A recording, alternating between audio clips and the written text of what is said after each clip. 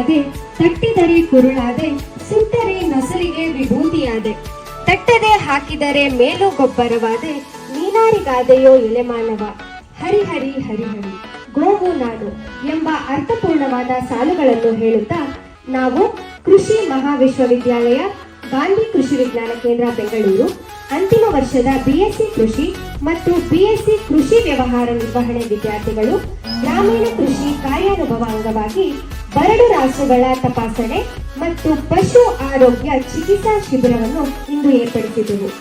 ಈ ಶಿಬಿರದಲ್ಲಿ ಜಂತು ನಿವಾರಣೆ, ಬರಡು ರಾಸಿಗೆ ಚಿಕಿತ್ಸೆ, ಗರ್ಭ ಪರೀಕ್ಷೆ, ಲಸಿಕೆಗಳ ಮಾಹಿತಿ ಮತ್ತು ಚಿಕಿತ್ಸೆಯನ್ನು ಇಂದು ನಾವು ನೀಡಿದೆವು. ಈಗ ಕಾರ್ಯಕ್ರಮದ ಯಶಸ್ಸಿಗಾಗಿ ವಿಘ್ನ ವಿನಾಯಕನನ್ನು ಪ್ರಾರ್ಥಿಸಲು ಬರುತ್ತಿದ್ದಾರೆ ಭಾವನಾ.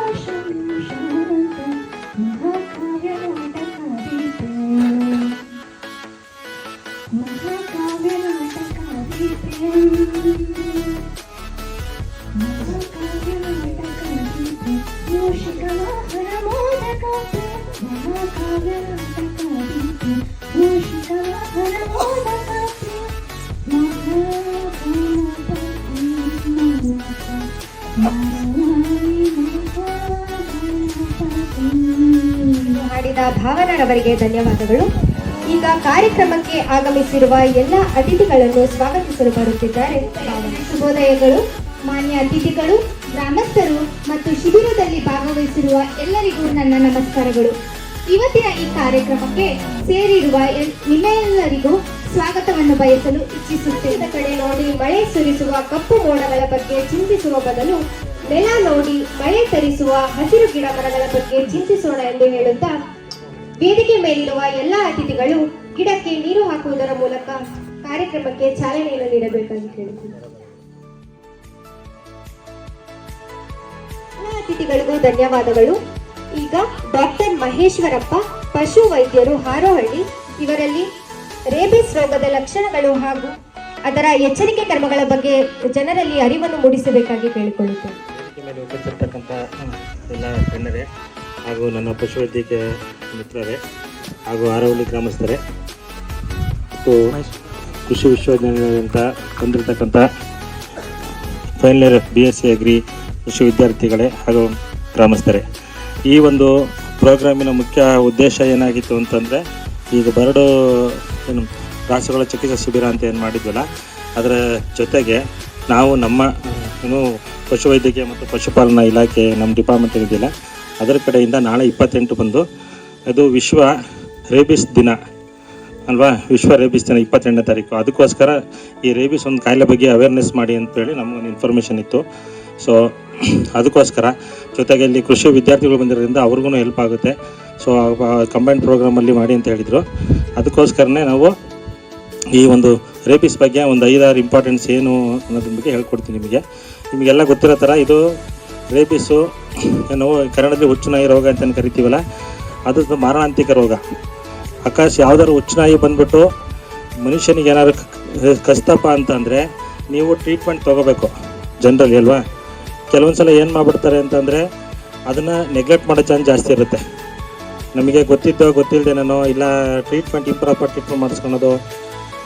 ಅದು ಎಷ್ಟೋ ಕಡೆ ಏನಾಗಿದೆ ಅಂತಂದರೆ ಈ ಥರ ಇಂಪ್ರಾಪರ್ ಟ್ರೀಟ್ಮೆಂಟ್ ಆಗಿ ಅದು ಜನರಿಗೆ ನಾವೇನಂತೀವಿ ಅಂದರೆ ಒಂದು ಸಲ ಅದು ಏನೋ ಈ ಹುಚ್ಚುನಾಯಿ ಕಚ್ಚಿದಾಗಿಂದ ಅದು ಕಾಯಿಲೆ ಬರೋದಕ್ಕೆ 1 ವಾರನೂ ಆಗ್ಬೋದು, 7 ದಿನವೂ ಆಗ್ಬೋದು, 7 ತಿಂಗಳು ಆಗ್ಬೋದು, 7 ವರ್ಷನೂ ಆಗ್ಬೋದು, ಇಲ್ಲ 15 ವರ್ಷದ ತನಕ ಆಗ್ಬೋದು. ಇನ್ಕ್ಯುಬೇಷನ್ ಪೀರಿಯಡ್ ಅಂತ ಅಂತೀವಿ. ಅದು ನಿಮಗೆ ಆ ಲಕ್ಷಣ ಅವತ್ತು ಕಾಣಿಸ್ಕೋಬೋದು. ಸರ್ ನನಗೆ ಇವತ್ತು ಏನೂ ಆಗಿಲ್ಲ ಅಂದ್ರೆ ಎಷ್ಟೋ ಜನ ಏನು ಮಾಡ್ತಾರೆ, ಒಂದು ಇಂಜೆಕ್ಷನ್ ತೊಗೊಂಡ್ಬಿಡ್ತಾರೆ. ಅಕಸ್ಮಾತ್ ಇಲ್ಲಿ ಹಳ್ಳಿಗಳಲ್ಲಿ ನಾನು ಲಾಸ್ಟ್ ಕೇಳಿದಂಗೆ ಏನು ಮಾಡ್ತಾರೆ ಅಂದರೆ ಲೋಕಲ್ ಮೆಡಿಸಿನ್ ಥರ ಮಾಡ್ಕೊಂಡ್ಬಿಡ್ತಾರೆ. ಅದ್ರ ಮೇಲೆ ಸುಪರ್ಶನ ಹಾಕ್ಬಿಡೋದು, ಇಲ್ಲ ಬೇರೆ ಏನೋ ಮೆಡಿಸಿನ್ಸ್ ಹಾಕ್ಕೊಂಬಿಡೋದು, ಇಲ್ಲ ಮನೇಲಿ ಯಾವ್ದಾದ್ರು ಆಯಿಂಟ್ಮೆಂಟ್ ಇದ್ರೆ ಹಾಕೊಂಡ್ಬಿಡೋದು. ಗಾಯವಾಸಿ ಅನ್ನೋದು ಗಾಯ ಇಂಪಾರ್ಟೆಂಟ್ ಅಲ್ಲ. ಏನೋ ಹುಚ್ಚನಾಯಿ ಜೊಲ್ಲಲ್ಲಿ ಏನು ವೈರಸ್ ಇರುತ್ತಲ್ಲ, ಅದಕ್ಕೆ ರೇಬಿಸ್ ವೈರಸ್ ಅಂತ ಕರಿತೀವಿ. ಆ ವೈರಸ್ಸು ದೇಹಕ್ಕೆ ಏನಾದ್ರು ಇಂಜೆಕ್ಟ್ ಆಯಿತು ಅಂದರೆ ಅದು ನರುವಿಂದ ನಮ್ಗೆ ಅಕಸ್ಮಾತ್ ಕಾಲಿಗೆ ಕಚ್ಚಿತ್ತು, ಕೈ ಕಚ್ಚಿದ್ರೆ ಒಂದು ನರುವಿನ ಇನ್ನೊಂದು ನರುವಿಗೆ ಹೋಗಿ ತಲೆಗೆ ಹೋಗ್ಬಿಡುತ್ತೆ. ಬ್ರೈನಲ್ಲಿ ಏನಾಗುತ್ತೆ ಅಂದರೆ ಅದು ವೈರಸ್ಸು ಜಾಸ್ತಿ ಬೆಳೀತಾ ಹೋಗಿ ಒಂದ್ಸಲ ಕಾಯಿಲೆ ಲಿಮಿಟ್ ಕ್ರಾಸ್ ಆಯಿತು ಅಂದ ತಕ್ಷಣ ಅವ್ರ ಮನುಷ್ಯ ಸತ್ತೋಗೋ ಚಾನ್ಸ್ ಇರುತ್ತೆ. ಸೊ ಅದಕ್ಕೋಸ್ಕರ ಏನು ಮಾಡಬೇಕು ಅಂತಂದರೆ, ನಾವು ಏನು ಇಲ್ಲಿ ಜನರಿಗೆ ಒಂದು ತಪ್ಪು ಮಾಹಿತಿ ಏನಾಗಿರುತ್ತೆ ಅಂದರೆ ಎಲ್ಲ ನಾಯಿಗಳಲ್ಲಿ ಇರುತ್ತೆ ಅನ್ನೋ ಒಂದು ಭಯ ಇರುತ್ತೆ. ಇದು ಎಲ್ಲ ನಾಯಿಗಳು ಏನು ಊರೆಲ್ಲ ಸಾಕಿದ್ರೆ ಎಲ್ಲ ನಾಯಿಯಲ್ಲೂ ರೇಬಿಸ್ ಏನು ಇರೋದಿಲ್ಲ. ಬಟ್ ಏನಪ್ಪ ಅಂತಂದರೆ ನಾವು ಅದಕ್ಕೆ ಈಗ ಮನೇಲಿ ಸಾಕಿರೋ ನಾಯಿಗೆ ನಾವು ಇದೆಯೋ ಇಲ್ಲ ಅನ್ನೋದು ನಾವು ಯಾರೂ ಚೆಕ್ ಮಾಡಿರಲಿಲ್ಲ. ಅದಕ್ಕೋಸ್ಕರ ಯಾವುದೇ ನಾಯಿ ಈವನ್ ಈಗೆಲ್ಲ ಬೆಕ್ಕು ಕಚ್ಚಿದ್ರು ಪ್ರಾಬ್ಲಮ್ಮೆ. ಹಾಗಾಗಿ ಯಾರಿಗಾರು ಆಯಿತು, ನೀವು ಈಗ ಆಲ್ರೆಡಿ ಎಲ್ಲ ಒಂದು 50-60 ಏಜ್ ಅವ್ರು ಇದ್ದೀರಿ ಅಂತ ಇಟ್ಕೊಳ್ಳಿ, ನೀವು ಚಿಕ್ಕವರಿದ್ದಾಗ ನಿಮ್ಮ ನಾಯಿ ಕಚ್ಚಿರ್ಬೋದು. ಅದಕ್ಕೋಸ್ಕರ ಆ ಥರ ಯಾರಿಗಾರು ನಿಮ್ಮ ಮನೆಯಲ್ಲಿ ನಿಮ್ಮ ಸಂಬಂಧಿಕರಿಗೆ, ನಿಮ್ಮ ನೆಂಟರಿಗೆ, ಅಕಸ್ಮಾತ್ ನಿಮ್ಮ ಆ್ಯಕ್ಚುಲಿ ಸ್ಕೂಲೆಲ್ಲ ಪಾಠ ಮಾಡ್ತಾಯಿದ್ರು, ಎಲ್ಲ ಸ್ಕೂಲ್ಗಳಲ್ಲೂ ಪಾಠ ಮಾಡ್ತಾಯಿದ್ರ ಬಗ್ಗೆ. ಈಗ ಏನು ಅಂತಂದರೆ ನೆಕ್ಸ್ಟ್ ಅನದರ್ ಒಂದು 5-6 ವರ್ಷದಲ್ಲಿ ರೇಬಿಸನ್ನ ಮ್ಯಾಕ್ಸಿಮಮ್ ವರ್ಲ್ಡಲ್ಲಿ ಕಂಟ್ರೋಲ್ ಮಾಡಬೇಕು ಅನ್ನೋ ಪ್ರೋಗ್ರಾಮ್ ಇಟ್ಕೊಂಡ್ಬಿಟ್ಟು ಇದನ್ನು ಇದು ಮಾಡ್ತಾರೆ. ಅದಕ್ಕೋಸ್ಕರ ಯಾರಿಗಾದ್ರೂ ನಾಯಿ ಕಚ್ಚಿತ್ತು ಅಂದರೆ, ಇಲ್ಲ ಯಾರಿಗಾರು ಮುಂದೆ ಏನಾದ್ರು ಕಚ್ಚಿದ್ರೆ ಇಮಿಡಿಯೇಟಾಗಿ ನೀವು ಮಾಡಬೇಕಾಗಿರೋದಂದರೆ ಹರಿಯ ನೀರಲ್ಲಿ, ನೆಲ್ಲಿ ನೀರಲ್ಲಿ ಕ್ಲೀನಾಗಿ ಅದು ವಾಶ್ ಮಾಡಬೇಕು. ಏನಂದರೆ ಈ ಮನೇಲಿ ಸಾವಲನ್ ಸೋಪು ಇಲ್ಲ ಅಂತ ಲೈಫಾಲ್ ಸೋಪ್ ಇರುತ್ತಲ್ಲ, ಅದು 2 ಥರದ್ದು ಸೋಪನ್ನು ಯೂಸ್ ಮಾಡಿಬಿಟ್ಟು ಒಂದು 1/4 ಗಂಟೆ ತೊಳಿಬೇಕು. 3-4 ಟೈಮ್ ತೊಳಿತಾ ಇರಬೇಕು. ಫಸ್ಟ್ ಮಾಡಬೇಕಾಗಿರೋದು ಅದು. ಈ ಜನ ಏನು ಮಾಡ್ತಾರೆ ಅಂತಂದರೆ ಅದು ಬಿಟ್ಬಿಟ್ಟು ಅವ್ರು ಲೋಕಲ್ ಇರ್ತಕ್ಕಂಥ ಮೆಡಿಸಿನನ್ನು ಅಪ್ಲೈ ಮಾಡ್ತಾರೆ. ಯಾವುದೇ ಕಾರಣಕ್ಕೆ ಏನೇ ಮೆಡಿಸಿನ್ ಅಪ್ಲೈ ಮಾಡ್ಬೋದು, ನೀರಿಂದ ವಾಶ್ ಮಾಡಬೇಕು ಕ್ಲೀನಾಗಿ. ಒಂದು 10-15 ನಿಮಿಷ ಲೈಫಾಯ್ ಸೋಪನ್ನು, ಇಲ್ಲ ಸಾವಲನ್ ಸೋಪು ಅಂದರೆ ಕಾರ್ಬಲಿಕ್ ಸೋಪ್ ಅಂತ ಕರಿತೀವಿ, ಫಿನಾಲಿಕ್ ಕಾಂಪೌಂಡ್ಸ್ ಅಂತ ಸೋಪ್ಸು, ಅದನ್ನು ಮಾತ್ರ ಯೂಸ್ ಮಾಡಬೇಕು. ಈ ಬಟ್ಟೆ ಸೋಪ್ಸ್ ಆಗಲಿ, ಅದು ಇರಿಗೇಟಿಂಗ್ ಸೋಪ್ ಯೂಸ್ ಮಾಡಬಾರ್ದು. ಅದನ್ನು ಏನೋ ಒಂದು 4 ಐಟಮು ಕ್ಲೀನ್ ಮಾಡ್ಕೋಬೇಕು. ನೆಕ್ಸ್ಟ್ ಇಮಿಡಿಯೇಟಾಗಿ ಮಾಗಡಿ ಗೌರ್ಮೆಂಟ್ ಹಾಸ್ಪಿಟ್ಲಿಗೆ ಹೋಗಿ ಅದಕ್ಕೆ 5-6 ಇಂಜೆಕ್ಷನ್ ಬರುತ್ತೆ. ಇಂಜೆಕ್ಷನ್ಸ್ ಯಾವ ಥರ ಹಾಕ್ತಾರೆ ಅಂದರೆ, ಇವತ್ತು ಕರ್ಕೊಂಡು ಹೋಗಿದ್ದು, ಇವತ್ತು ಕರ್ಕೊಂಡು ಹೋಗಿದ್ರೆ ಇವತ್ತು 3ನೇ ದಿನಕ್ಕೊಂದು, 7ನೇ ದಿನಕ್ಕೊಂದು, 14 21 ಇಲ್ಲ 21 ಇಲ್ಲ ಅಂದರೆ ಅದನ್ನು ನೀವು 28 ಇಲ್ಲ 90 5-6 ಇಂಜೆಕ್ಷನನ್ನು ನೀವು ಮೊದಲೇ ನಿಮಗೆಲ್ಲ ಗೊತ್ತಿರುತ್ತೆ. ಮೊದಲೆಲ್ಲ ಉಚ್ಚನಾಯಿ ಕಳೆದ್ರೆ ಒಕ್ಕಲು ಸುತ್ತ ಇಂಜೆಕ್ಷನ್ ಕೊಡೋರಲ್ವಾ, ಅವರು 7-9 ಇಂಜೆಕ್ಷನ್ ಕೊಡ್ಸ್ಕೊಂಬರೋದು. ಈಗ ಆ ಥರ ಏನಿಲ್ಲ. ಈಗ ಇಂಟ್ರಾಮಸ್ಕರ್ ಕೈಗೆ ಕೊಡ್ತಾರೆ, 5-6 ಇಂಜೆಕ್ಷನ್ ಕೊಡ್ತಾರೆ, ಅವ್ರು ಶೆಡ್ಯೂಲ್ ಬರ್ಕೊಡ್ತಾರೆ. ನಿಮ್ಮ ಮಕ್ಕಳಿಗೆ ಯಾರಿಗಾರು ಕಚ್ಚಿದ್ರು ಸಹಿತ ನೆಗ್ಲೆಕ್ಟ್ ಮಾಡ್ದೇ ಇಮಿಡಿಯೇಟಾಗಿ ಅದನ್ನು ನೀವು ಮಾಗಡಿ ಹಾಸ್ಪಿಟ್ಲಿಗೆ ಫ್ರೀ ಇಂಜೆಕ್ಷನ್ಸ್, ಅದು ವ್ಯಾಕ್ಸಿನ್ ಥರ, ಈ ಕರೋನಾ ವ್ಯಾಕ್ಸಿನ್ ತೊಗೊಂಡ್ರೆ ಅದೇ ಥರ ವ್ಯಾಕ್ಸಿನ್ಸ್ ಅದು. ನಿಮ್ಮ ಸುತ್ತಮುತ್ತಲು ಯಾರಿಗಾರು ಕಡ್ದಿದ್ರು ಸಹಿತ ಮನೇಲಿ ಈ ಮುಂಚೆ ಕಡ್ದಿದ್ರೆ ಯಾರಿಗಾರು ಗೊತ್ತಿಲ್ಲದೆ ಇದ್ದರೆ ಅವ್ರು ಹೋಗ್ಬಿಟ್ಟು ಫ್ರೀಯಾಗಿ ಹಾಕ್ತಾರೆ, ಇಂಜೆಕ್ಷನ್ ಮಾಡಿಸ್ಕೊಳಕ್ಕೆ ಹೇಳಿ. ಇದು ಮೇಯ್ನ್ ನಾವು ತಿಳಿಸ್ಬೇಕಂತ ಉದ್ದೇಶ. ಆಮೇಲೆ ಇನ್ನೊಂದು ಏನಾಗುತ್ತೆ ಅಂದರೆ, ಇದೇ ಉಚ್ಚನಾಯಿ ಊರಲ್ಲಿ ಯಾವುದೋ ಒಂದು ನಾಯಿ ಇತ್ತು ಅಂತ ಇಟ್ಕೊಳ್ಳಿ, ಆ ನಾಯಿ ಹೆಂಗೆ ಅಂತ ನಿಮಗೆ ಗೊತ್ತಾಗಿರುತ್ತೆ. ಜನರಲ್ಲಿ ಬಾಯಿ ತುಂಬ ಜೊಲ್ ಸುರಿಸಿರುತ್ತೆ, ಕಣ್ಣೆಲ್ಲ ಫುಲ್ ರೆಡ್ ಇರುತ್ತೆ, ಏನು ಸಿಕ್ಕರೂ ಅದು ಬೈಟ್ ಮಾಡ್ತಿರುತ್ತೆ. ಆಮೇಲೆ ಎಲ್ಲರೂ ಕಚ್ಚಕ್ಕೆ ಹೋಗ್ತಾರೆ. ಆ ಥರದ ಏನೋ ನಾಯಿ ಸಿಕ್ಕರೆ ಇಮಿಡಿಯೇಟಾಗಿ ಅದನ್ನು ನೀವು ಎಲ್ಲರೂ ಬಂಧಿಸಬೇಕು. ಇಲ್ಲ ಅಂತಂದರೆ ಅದನ್ನು ಇಮಿಡಿಯೇಟಾಗಿ ಅಥಾರಿಟಿಗೆ ಹೇಳ್ಬಿಟ್ಟು ಅದನ್ನು ಕಂಟ್ರೋಲ್ ಮಾಡಬೇಕು. ಅದಿಲ್ಲ ಏನಾಗುತ್ತೆ ಅಂದರೆ, ಬೇರೆ ಒಂದು ಹಸುಗೆ ಕಡಿದು ಅಂತ ಇಟ್ಕೊಳ್ಳಿ, ಇಲ್ಲ ನಿಮ್ಮ ಇನ್ನೊಬ್ಬ ಯಾರೋ ಬೀದಿಯಲ್ಲಿ ಹೋಗೋರು ಮಕ್ಕಳಿಗೆ ಕಡಿತು, ಅದು ಒಬ್ರಿಗೊಬ್ಬರಿಗೆ ರೋಗ ಸ್ಪ್ರೆಡ್ ಆಗ್ತಾ ಹೋಗುತ್ತೆ. ಆ ಥರದ್ದು ಇಮಿಡಿಯೇಟಾಗಿ ಆ ಥರದ್ದು ಏನಾದ್ರು ನಿಮ್ಮ ಹಸುಗಳಿಗೆ ಕಡಿದಿತ್ತು. ಈಗ ಉಚ್ಚನಾಯಿ ಹೋಗ್ಬೇಕಾದ್ರೆ ಯಾವುದೋ ಒಂದು ಜನರಲ್ಲಿ ಈ ಥರ ಸೀನ್ ಇಲ್ಲಿ ಜಾಸ್ತಿ ಆಗ್ತಾಯಿದೆ. ಆ ರೋಗ ಬಂದಿರ್ತಕ್ಕಂಥ ಉಚ್ಚನಾಯಿ ಹೋಗ್ಬಿಟ್ಟು ಹಸು ಕಡಿದ ಇಟ್ಕೊಳ್ಳಿ, ನೀವೇನು ಮಾಡ್ತೀರಾ ಅಂದರೆ, ಅಯ್ಯೋ ಕಚ್ಚಿದೆ ಬಿಡು ಅಂದ್ಬಿಟ್ಟು ನೆಗ್ಲೆಕ್ಟ್ ಮಾಡಿ ಬಿಟ್ಬಿಡ್ತೀರಾ. ಗಾಯ ಒಣ್ಕೊಂಬಿಡುತ್ತೆ, ಜಾಸ್ತಿ ರಕ್ತ ಬರ್ತಿಲ್ಲ, ಈ ರೀತಿ ಪ್ರಾಬ್ಲಮ್ಮು. ಆ ಹಸುಗೆ ರೇಬಿಸ್ ಕಾಯಿಲೆ ಬರೋ ಚಾನ್ಸ್ ಇರುತ್ತೆ. ಆಗಲೇ ಹೇಳಿದ್ರೆ ರೇಬಿಸ್ ಕಾಯಿಲೆ ಬರ್ತಕ್ಕಂಥ ಇವತ್ತು ಕಚ್ಚಿತು ಅಂದರೆ ನಾಳೆನೇ ರೋಗ ಕಾಣಿಸ್ಕೋಬೇಕು ಅಂತಿಲ್ಲ. 7 ದಿನವೂ ಆಗ್ಬೋದು, 7 ವರ್ಷವೂ ಆಗ್ಬೋದು ಅಲ್ವಾ. ಎಷ್ಟೋ ಸಲ ಇಲ್ಲಿ 4 ಚಿಕ್ಕನಲ್ಲಿ ಏನಾಗಿತ್ತು ಅಂದರೆ, ಇದೇ ಥರ ಕರು ಇದ್ದ ಕಡಿತಂತೆ, ಅವ್ರಿಗೆ ಗೊತ್ತು ಪಕ್ಕ ಉಚ್ಚನಾಯಿ ಕಡಿತು ಅಂತೇಳಿ. 4 ವರ್ಷ ಆದಮೇಲೆ ಹಸುಗೆ ರೇಬಿಸ್ ಬಂದು ಓವರ್ ನಡೆ ಸತ್ತೋಗ್ಬಿಡ್ತು. ಆ ಅದಕ್ಕೆ ಆ ಥರದ್ದು ಆದಾಗ ಏನು ಮಾಡಬೇಕು ಅಂದರೆ, ಸೇಮ್ ನಾನು ಹೇಳಿದ್ದೇನೆ, ಈಗ ಡೋಸು ನಮ್ಮ ಹತ್ರ ವ್ಯಾಕ್ಸಿನ್ಸ್ ಇದೆ, ನೀವು ಏನೇ ಹೇಳಿದ್ರೆ ಅದು 5 ಸಲ ತಂದು ಹಾಕ್ಬೇಕು ವ್ಯಾಕ್ಸಿನ್ಸ್. ನಾವು ಡೈರೆಕ್ಟ್ ತಂದು ಇದೆಲ್ಲ 5 ಸಲ ತೊಗೊಂಬಂದು ನೀವು ಫ್ರಿಜ್ಜಲ್ಲಿ ಇಟ್ಕೊಂಡ್ರೆ ಆ ಥರ ಆಗಿದೆ. ಕಂಟಿನ್ಯೂಸ್ ಆಗಿ ಹೇಳಿದ್ಮೇಲೆ ಈಗ 0 day, 3rd day, 7th day, ಮತ್ತು ನಾವೇನಂತ ಹೇಳಿದ್ರೆ 3ನೇ ದಿನಕ್ಕೊಂದು, 7ನೇ ದಿನಕ್ಕೊಂದು, 14ಕ್ಕೊಂದು, 21ಕ್ಕೊಂದು, ಕೊನೆಗೆ ಒಂದು 3 ತಿಂಗಳು ಬಿಟ್ಕೊಂಡು ಒಂದು ಇಂಜೆಕ್ಷನ್ ಹಾಕ್ಸ್ಬೇಕಾಗುತ್ತೆ. ಆ ಒಂದು ಉದ್ದೇಶದಿಂದ ನಿಮಗೆ ಟ್ರಸ್ಟ್ ಮಾಡಿ ಹೇಳ್ತಕ್ಕಂಥದ್ದು, ಯಾವ್ದಾರು ಹಸು ಕಡ್ದಿತ್ತು ಅಂದರೆ, ಈಗ ಕುರಿಗೆ ಮತ್ತು ಮೇಕೆ ಕಡೆ ನಾವು ತಲೆಗೆಸ್ಕೊಳ್ಬೇಕಲ್ಲ, ಯಾಕಂದರೆ ವಿತಿನ್ 6 ತಿಂಗಳು ಕೂಡ ಅದನ್ನ ನೀವು ಕಟ್ ಮಾಡ್ಕೊಂಡ್ಬಿಡ್ತೀರಾ, ಬಿಡಿ ಅಂತ ಬಿಟ್ಬಿಡ್ತೀವಿ. ಅದಕ್ಕೆ ಕುರಿ ಕಚ್ಚಿದ್ರು ಅಷ್ಟೇ, ಮೇಕೆ ಕಚ್ಚಿದ್ರು ಮಾಡಿಸ್ಲೇಬೇಕು. ಬಟ್ ನೀವು ಅದು ಇಮಿಡಿಯೇಟ್ ಸ್ಲಾಟರ್ ಮಾಡ್ಕೊತೀನಿ ಇದು ಯೂಸ್ ಮಾಡೋದ್ರಿಂದ ಅದು ಅಷ್ಟು ಪ್ರಾಬ್ಲಮ್ ಆಗಲ್ಲ. ಬಟ್ ಈ ಹಸುಗಳಿಗೆ ಏನಾದ್ರು ಉಚ್ಚನಾಯಿ ಕಡಿಯಿತು ಅಂತಂದರೆ ಆದಷ್ಟು ನೀವು ಇದೇ ಥರ ಶೆಡ್ಯೂಲಲ್ಲಿ ನಮ್ಮ ಹತ್ರ ವ್ಯಾಕ್ಸಿನ್ ಮಾಡಿಸ್ಕೋಬೇಕು. ನಮ್ಮ ಹತ್ರ ಫ್ರೀ ವ್ಯಾಕ್ಸಿನ್ ಸಿಗುತ್ತೆ, ವ್ಯಾಕ್ಸಿನ್ ಹಾಕ್ಕೊಡ್ತೀವಿ. ಹಿಡ್ಕೊಂಬಂದು ಹಾಕ್ಸ್ಬೇಕು. ನೀವು 5 ಸಲ ತಂದು ಹಾಕ್ಬೇಕನ್ನ ಅದಕ್ಕೋಸ್ಕರ ಆದರೆ ನಿಮ್ಮ ಮನುಷ್ಯರಿಗೆ ಯಾರಿಗಾರು ನಿಮ್ಮ ಮಕ್ಕಳಿಗೆ ಹಿಂದೆನೇ ಕಡ್ದಿತ್ತು, ನೆಕ್ಸ್ಟ್ ಯಾರಿಗಾರು ಬೈಟ್ ಆದರೆ ನಾನು ಹೇಳಿದ್ನಲ್ಲ, ಕ್ಲೀನ್ ವಾಟ್ರಲ್ಲಿ ಕಂಟಿನ್ಯೂಸ್ ಆಗಿ ಒಂದು 1/4 ಗಂಟೆ ವಾಶ್ ಮಾಡಬೇಕು. ಸಾವ್ಲಾನ್ ಸೋಪ್, ಲೈಫಾಲ್ ಸೋಪ್, ಪಾತ್ರೆ ಸೋಪ್ ಅಷ್ಟು ಯೂಸ್ ಮಾಡಬೇಕು. ಜೊತೆಗೆ ಇದು 5 ಇಂಜೆಕ್ಷನ್ ಅವ್ರು ಡೇಟ್ ಕೊಡ್ತಾರೆ. 1ನೇ ದಿನ, 3ನೇ ದಿನ, 7ನೇ ದಿನ 14 ಮತ್ತು 21 28 ಇಲ್ಲ 3 ತಿಂಗಳು ಆದ್ಮೇಲೆ ಕೊಡ್ತಾರೆ. ಅವ್ರು ಶೆಡ್ಯೂಲ್ ಬರ್ಕೊಡ್ತಾರೆ. ಮಾಗಡಿ ಗೌರ್ಮೆಂಟ್ ಅದ್ರಲ್ಲಿ ಫ್ರೀ ಇಂಜೆಕ್ಷನ್ ಸಿಗುತ್ತೆ. ಯಾರಿಗೆ ಏನು ಮೊದಲೇ ಯಾರು ಕಡಿದ್ರು ಯಾರು ನೆಗ್ಲೆಕ್ಟ್ ಮಾಡ್ತಾನೆ ಹಾಕ್ಸ್ಕೊಡಿ. ಏನಕ್ಕೆ ಅಂದರೆ ಈಗ ನಿಮಗೆ ಕಾಯಿಲೆ ಕಾಣಿಸ್ತಾ ಇರ್ಬೋದು. ಯಾಕೆಂದರೆ ವೈರಸ್ ಅದು ಬೆಳೆಯೋದಕ್ಕೆ ಇಷ್ಟೇ ಅಂತ ಟೈಮ್ ಇಲ್ಲ. ಅದು ಒಂದು ಸಲ ಬಾಡಿಲಿ ನರ್ವಿ ಸೇರ್ಕಂತು ಅಂದರೆ ಎಷ್ಟೋ ದಿನ ಆದಮೇಲೆ ಬ್ರೈನ್ ಡೆವಲಪ್ ಆಗಿ ಒಂದು ಸಲ ಬ್ರೈನಲ್ಲಿ ಡೆವಲಪ್ಮೆಂಟ್ ಆಯಿತು ಅಂತ ಅಂದರೆ ಯಾವುದೇ ಕಾರಣಕ್ಕೂ ಬದುಕಲ್ಲ. ಅದಕ್ಕೆ ನಿಮಗೆ ಸ್ವಲ್ಪ ಅವೇರ್ನೆಸ್ ಇರಲಿ ಅಂತ ಇದು ಹೇಳ್ತಿರೋದು. ಯಾವುದೇ ನೀವು ಎನಿ ಟ್ರೀಟ್ಮೆಂಟ್ ಹೋದ್ರೂ ಆ ಲೆಕ್ಕಕ್ಕೆ ಉಳಿಯೋಕ್ಕಾಗಲ್ಲ. ಲಾಸ್ಟ್ ಇಯರ್ ಪೂನಾದಲ್ಲಿ ಒಬ್ಬ ಡಾಕ್ಟರ್ಸ್, ಮೆಡಿಕಲ್ ಡಾಕ್ಟರ್ಸ್ ಹತ್ತೋಗಿದ್ದಾರೆ. ನೀವು ಲಾಸ್ಟೆಲ್ಲ ಟಿ ವಿಯಲ್ಲಿ ನೋಡಿದ್ರೆ ಗೊತ್ತಾ, ಶಿವಮೊಗ್ಗ ಇದರಲ್ಲಿ ಒಬ್ಬರು ಏನೋ ಒಂದು 50 ವರ್ಷ ಲೇಡಿಗೆ ಬೆಕ್ಕು ಕಡಿದ್ಬಿಟ್ಟು ಸತ್ತೋಗಿದ್ದಾರೆ. ಯಾಕೆಂದರೆ ಅವರು ಒಂದು ಡೋಸ್ ಅಷ್ಟೇ ತೊಗೊಂಡಿದ್ದಾರೆ, ನೆಕ್ಸ್ಟ್ ಡೋಸ್ ಕಂಟಿನ್ಯೂ ಮಾಡಿಲ್ಲ. ಸೊ ಅದು ವೆರಿ ರೇರ್ ಕೇಸ್. ಬಟ್ ಇದು ಜಾಸ್ತಿ ಆಗೋ ಚಾನ್ಸ್ ಇರುತ್ತೆ. ಯಾಕೆಂದರೆ ಮಕ್ಕಳು ನಾಯಿ ಜೊತೆ ಆಟ ಆಡೋದು ಜಾಸ್ತಿ ಇರುತ್ತೆ. ಸೊ ಆ ಥರ ರಿಸ್ಕ್ ತೊಗೊಳೋದು ಬೇಡ. ಎನಿ ಬ್ಲಡ್ ಕಾಣಿಸ್ಕೊಂತು ಅಂದರೆ ಇಮಿಡಿಯೇಟಾಗಿ ಹೋಗ್ಬಿಟ್ಟು ಮಾಗಡಿ ಹಾಸ್ಪಿಟಲ್ ಇಂಜೆಕ್ಷನ್ ತಗೊಳ್ಳಿ. Thank you. ರೇಬಿಸ್ ರೋಗದ ಬಗ್ಗೆ ತಿಳಿಸಿಕೊಟ್ಟ ಡಾಕ್ಟರ್ ಮಹೇಶ್ವರಪ್ಪ ಅವರಿಗೆ ಧನ್ಯವಾದಗಳು. ಈಗ ಡಾಕ್ಟರ್ ಶಶಿಕುಮಾರ್, ಸಹಾಯ ವ್ಯವಸ್ಥಾಪಕರು, ಸ್ವಚ್ಛ ಹಾಲಿನ ಉತ್ಪಾದನೆಯ ಬಗ್ಗೆ ತಿಳಿಸಿಕೊಡಬೇಕಾಗಿ ಕೇಳಿಕೊಳ್ಳುತ್ತೇನೆ. ಇಲ್ಲಿ ನಿಂತಿರುವಂಥ ರೈತರೆಲ್ಲ ಮ್ಯಾಕ್ಸಿಮಮ್ ನಮ್ಮ ಡೈರಿ ಉತ್ಪಾದಕ, ಹಾಲು ಉತ್ಪಾದಕರು ಇದ್ದೀರಾ. ಸೊ ಅವ್ರಿಗೋಸ್ಕರ ಕೆಲವೊಂದಿಷ್ಟು ಸ್ವಚ್ಛ ಹಾಲು ಉತ್ಪಾದನೆ ಹೇಗೆ ಮಾಡೋದು ಅಂತ ಸ್ವಲ್ಪ ಅದ್ರ ಬಗ್ಗೆ ಮಾಹಿತಿ ಕೊಡ್ತೀನಿ. ಅದನ್ನ ನೀಟಾಗಿ ತಿಳ್ಕೊಂಬಿಟ್ಟು ಆ ಥರ ನೀವು ಮಾಡಿದರೆ ಚೆನ್ನಾಗಿ ಆರೋಗ್ಯದಲ್ಲಿ, ಹಸು ಆರೋಗ್ಯದಲ್ಲಿ ಆಯಿತು, ಅದನ್ನು ಉಪಯೋಗಿಸುವಂಥ ಮನುಷ್ಯರ ಆರೋಗ್ಯದ ಏನಾಗುತ್ತೆ, ಏನೂ ತೊಂದರೆಗಳಾಗೋದಿಲ್ಲ. ಸ್ವಚ್ಛ ಹಾಲು ಉತ್ಪಾದನೆ ಯಾವ ಥರ ಅಂತಂದರೆ, ಹಸುವಿನಿಂದ ಹಾಲು ಕರೆದು ಅದನ್ನು ನೀವು ನಿಮ್ಮ ಮನೆಯಲ್ಲಿರೋ ಕ್ಯಾನ್ಗಳಲ್ಲಿ ಹಾಕ್ಕೊಂಡು ಡೈರಿಗೆ ಹೋಗಿ ಹಾಕಿ, ಆ ಡೈರಿಯಿಂದ ಅದು ಕೂಲಿಂಗ್ ಸೆಂಟ್ರಿಗೆ ಅಥವಾ BMCಗೆ ಹೋಗಿ ಅಲ್ಲಿಂದ ನಮಗೆ ಡೈರಿ ಪ್ರಾಡಕ್ಟ್ ಎಲ್ಲ ಮಾಡೋ ಕಡೆ ಹೋಗುವಷ್ಟರವರೆಗೂ ಅದನ್ನ ಕ್ಲೀನಾಗಿ ನೋಡ್ಕೊಳ್ಳೋದು ನಿಮ್ಮೆಲ್ಲರ ಕರ್ತವ್ಯ ಆಗಿರುತ್ತೆ. ಸೊ ಅದಕ್ಕಾಗಿ ರೈತರು ಏನು ಮಾಡಬೇಕು, ನೀಟಾಗಿ ಹಸುನ ಹಿಡ್ಕೊಂಡು ಬಂದಮೇಲೆ ನೀಟಾಗಿ ಅದು ಕೆಚ್ಚಲೆಲ್ಲ ತೊಳೆದ್ಬಿಟ್ಟು ಕ್ಲೀನಾಗಿ ಮಾಡಿ ಅದನ್ನ ಕ್ಲೀನಾಗಿ ಹಾಲು ಕರ್ಕೋಬೇಕು. ಆಮೇಲೆ ಹಾಲು ಕರ್ಕೊಂಡಾದ್ಮೇಲೆ ನೀವು ಹಾಲು ಕರ್ಕೊಳ್ಳೋ ಅಂತ ಏನು ಅದು ಪಾತ್ರೆ ಏನಿರುತ್ತೋ ಅದನ್ನು ಬೆಳಗ್ಗೆ ಆಯಿತು, ಸಾಯಂಕಾಲ ಟೈಮ್ ಆಯಿತು ಕ್ಲೀನಾಗಿ ತೊಳೆದ್ಬಿಟ್ಟು ಅದ್ರ ಮುಚ್ಚಳ ಉಲ್ಟಾ ಆಗೋ ಥರ ಮಾಡಿಬಿಟ್ಟು ಅದು ಡ್ರೈ ಆಗೋವರೆಗೂ ಇಡಬೇಕು. ಅದು ಒಣಗಿದ ಮೇಲೆ ಅದರಲ್ಲಿ ಹಾಲು ಕರೆದು ಕ್ಲೀನಾಗಿ ಮುಚ್ಕೊಂಡ್ಬಿಟ್ಟು ಡೈರಿಗೆ ಹೋಗಿ ಅದನ್ನು ಹಾಲು ಹಾಕಬೇಕು. ಆ ಥರ ಮಾಡೋದ್ರಿಂದ ಏನಾಗುತ್ತೆ, ಹಾಲಲ್ಲಿ ಯಾವುದೇ ಥರದ ಕ್ರಿಮಿಕೀಟಾಣುಗಳ ಬೆಳವಣಿಗೆ ಆಗಲ್ಲ. ಹಾಗಾಗಿ ಏನಾಗುತ್ತೆ, ಅದನ್ನ ಉಪಯೋಗಿಸುವಂಥ ಮನುಷ್ಯರಲ್ಲೂ ಕೂಡ ಯಾವುದೇ ಕಾಯಿಲೆಗಳ ಸಮಸ್ಯೆ ಇರಲ್ಲ. ಅದೇ ರೀತಿ ನೀವು ಹಾಲನ್ನು ಕ್ಲೀನಾಗಿ ಉತ್ಪಾದನೆ ಮಾಡೋದ್ರಿಂದ ಏನಾಗುತ್ತೆ, ಹಸುವಿನ ಕೆಚ್ಚಲ ಆರೋಗ್ಯನೂ ಚೆನ್ನಾಗಿರುತ್ತೆ. ಈಗ ನೀವೆಲ್ಲ ನೋಡಿದಂಗೆ ಅವಾಗವಾಗ ಬಾವು ಆಗ್ತಾ ಇರ್ತವೆ. ಅದಕ್ಕೋಸ್ಕರ ಏನು ಮಾಡಬೇಕು, ಕ್ಲೀನಾಗಿ ಅದನ್ನ ಮೇಂಟೈನ್ ಮಾಡ್ಬೇಕಂತ ಹೇಳ್ತೀವಿ. ಈಗ ಡಾಕ್ಟರ್ ರಾಜೇಂದ್ರ ಪ್ರಸಾದ್, ವಿಜ್ಞಾನಿಗಳು, ಇವರು ಕಾರ್ಯಕ್ರಮದ ಕುರಿತು ಒಂದೆರಡು ಮಾತನಾಡಬೇಕಾಗಿ ಕೇಳಿಕೊಳ್ಳಿ. ವೇದಿಕೆ ಮೇಲೆ ಇರುವಂಥ ಪಶುವೈದ್ಯಕೀಯ ಡಾಕ್ಟ್ರು ಹಾಗೂ ಮತ್ತು ಈ ಊರಿನ ಜನ ಹಾಗೂ ಇಲ್ಲಿ ಆಗಮಿಸಿರುವಂಥ ಎಲ್ಲ ರೈತರಿಗೂ ಮೊದಲನೇದಾಗಿ ಈಗಾಗಲೇ ಪರಿಚಯ ಇದೆ. ನಾನು ಕೃಷಿ ವಿಜ್ಞಾನ ಕೇಂದ್ರದಲ್ಲಿ ವಿಜ್ಞಾನಿಯಾಗಿ ಕಾರ್ಯನಿರ್ವಹಿಸ್ತಾ ಇದ್ದೀನಿ. ಮೊದಲನೇದಾಗಿ ನಾನು ಈ ಒಂದು ಕೃಷಿ ವಿಜ್ಞಾನ ಕೇಂದ್ರ ಎಲ್ಲ ನಮ್ಮ ಈ ಆರೋಳಿ ಗ್ರಾಮಸ್ಥರಿಗೆ ಪರಿಚಯ ಇದೆ. ಯಾಕೆಂದರೆ ಈ ರಮೇಶ್ ಅವರು ಈ 2019ರಲ್ಲಿ ಇದೇ ರೀತಿಯಾದಂಥ ಒಂದು 20 ಜನ ನಮ್ಮ GKVK ಸ್ಟೂಡೆಂಟ್ಸ್ನ ಇಲ್ಲಿ ರಾವೆಗಾಗಿ ಒಂದು 3 ತಿಂಗಳ ಕಾಲ ಇದ್ದರು. ಆ ಸಂದರ್ಭದಲ್ಲಿ ನಾವು ಅನೇಕ ಕಾರ್ಯಕ್ರಮಗಳನ್ನು ಮಾಡಿದ್ವಿ. ಸೊ ಅದೇ ರೀತಿ ನಾನು ಈಗ ಕೃಷಿ ವಿಜ್ಞಾನ ಕೇಂದ್ರದ ಬಗ್ಗೆ ನಿಮಗೆ ಹೇಳಬೇಕಂದ್ರೆ, ಹೆಚ್ಚಿನ ಮಾಹಿತಿಯನ್ನು ಕೊಡಬೇಕಾದ್ರೆ ನಾನು ಮೊದಲನೇದಾಗಿ ಈಗಾಗಲೇ ಮಹೇಶ್ವರ್ ಸರ್ ಆಗಿರ್ಬೋದು, ನಮ್ಮ KVKಗೆ ಭಾಳಷ್ಟು ಸಲ ಬರ್ತಾ ಇರ್ತಾರೆ. ನಾವು ಈ ಒಂದು ಕೃಷಿ ವಿಜ್ಞಾನ ಕೇಂದ್ರ ರಾಮನಗರ ಹೆಚ್ಚಿನ ಹೆಸರು ಮಾಡಿದೆ ಅಂತಂದರೆ ಅದಕ್ಕೆ ನಮಗೆ ಮುಖ್ಯವಾಗಿ ಮೊದಲನೇದಾಗಿ ಮೇವಿನ ತಳಿಗಳ ಬಗ್ಗೆ. ಯಾಕಂದರೆ ನಮ್ಮಲ್ಲಿ ದೇಶದಲ್ಲಿ ಸಿಗ್ತಿರುವಂಥ ಒಂದು 28 ಮೇವಿನ ತಳಿಗಳನ್ನು ನಾವು ಅಭಿವೃದ್ಧಿಯನ್ನು ಮಾಡ್ತಾ ಇದ್ದೀವಿ, ಇಲ್ಲಿ ಬೆಳೆಸ್ತಾ ಇದ್ದೀವಿ, ಹಾಗೂ ರೈತರಿಗೆ ವಿಸ್ತರಣೆ ಸಹ ಮಾಡ್ತಾ ಇದ್ದೀವಿ. ಸೊ ನಿಮಗೆ ಯಾವ ರೀತಿಯಾದಂಥ ಹಸುಗಳಿಗೆ ನಿಮ್ಗೆ ಯಾವ ರೀತಿಯಾದಂಥ ಹೆಚ್ಚಿನ ಪ್ರೋಟೀನು ಹಾಗೂ ಹಾಲದಲ್ಲಿ ಫ್ಯಾಟ್ ಕಂಟೆಂಟ್ ಸಿಗೋಂಥದ್ದು, ಮತ್ತು ಈ ಕುರಿ ಮೇಕೆ ಸಾಕಾಣಿಕೆ, ವೈಜ್ಞಾನಿಕ ಕುರಿ ಮೇಕೆ ಸಾಕಾಣಿಕೆಗೆ ಬೇಕಾಗಿರುವಂಥ ಮೇವಿನ ಬೆಳೆಗಳನ್ನು, ಹಾಗೂ ಅದೇ ರೀತಿಯಾದಂಥ ಕೋಳಿಗೂ ಸಹ ನಾವು ಬೇಕಾಗಿರುವಂಥ ಮೇವಿನ ಬೆಳೆಗಳನ್ನು ಅಜೋಲ್ ಆಗಿರ್ಬೋದು, ಈ ರೀತಿಯೆಲ್ಲ ಉತ್ಪಾದನೆಗಳನ್ನು ಮಾಡಿ ರೈತರಿಗೆ ಕೊಡ್ತಾ ಇದ್ದೀವಿ.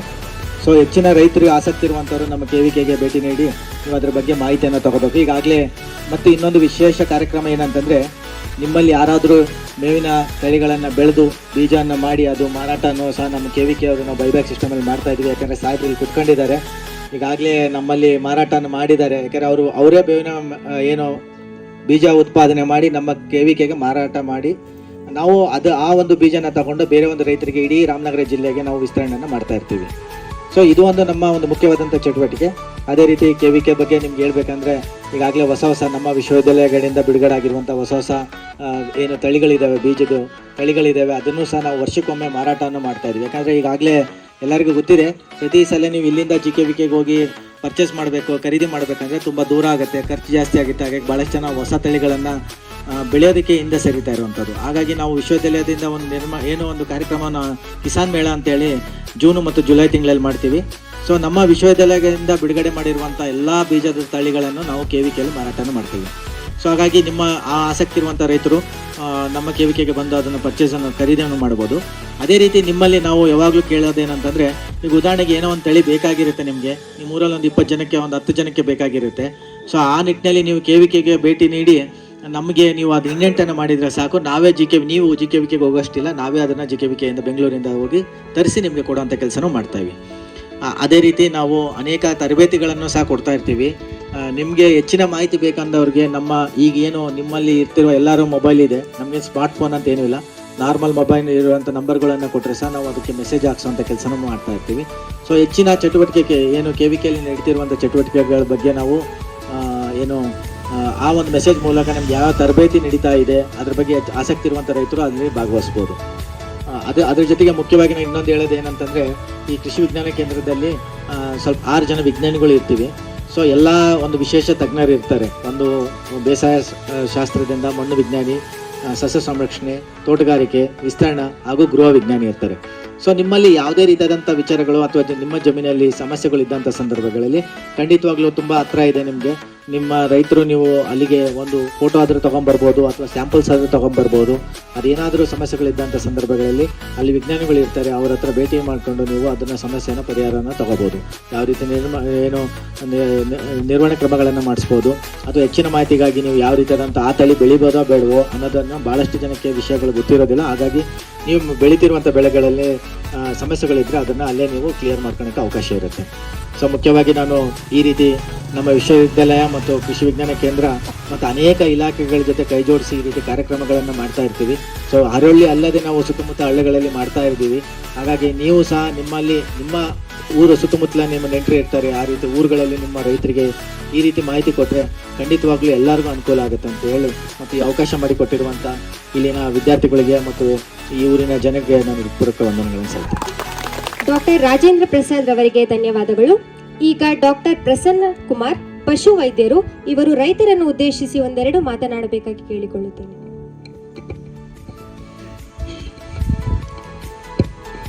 ವೇದಿಕೆ ಮೇಲಿರುವ ಎಲ್ಲ ಗಣ್ಯರಿಗೆ ಹಾಗೂ GKVK ಕಾಲೇಜಿನ ಇಲ್ಲಿ ಒಂದು ತಮ್ಮ ರಾವೆ ಕಾರ್ಯಕ್ರಮದಲ್ಲಿ ಭಾಗವಹಿಸುತ್ತಿರುವ ಎಲ್ಲ ವಿದ್ಯಾರ್ಥಿಗಳಿಗೆ ಹಾಗೂ ಹೈನುಗಾರರಿಗೆ ಎಲ್ಲರಿಗೂ ನನ್ನ ನಮಸ್ಕಾರಗಳು.